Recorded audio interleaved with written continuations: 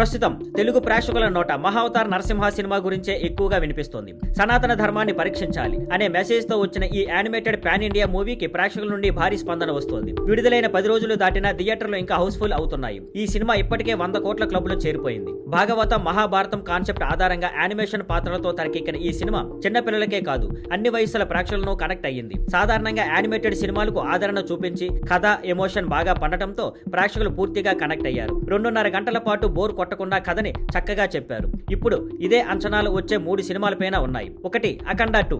బాలయ్య బోయపాటి మళ్లీ కలిశారు. బాలకృష్ణ హీరోగా బోయపాటి శ్రీను దర్శకత్వంలో అఖండకు సీక్వెల్ గా అఖండ 2 రూపొందుతుంది.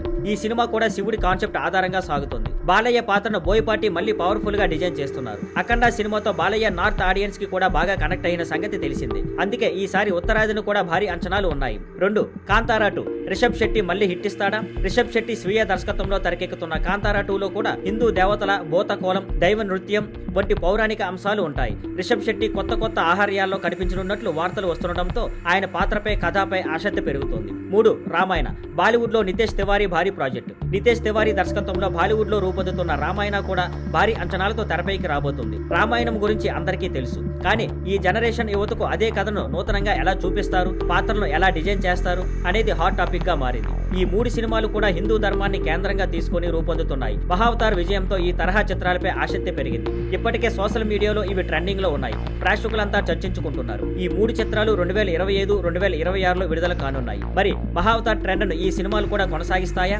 అన్నదే ఇప్పుడు ఆసక్తికరంగా మారింది. Thank you for watching. Please like, share and subscribe.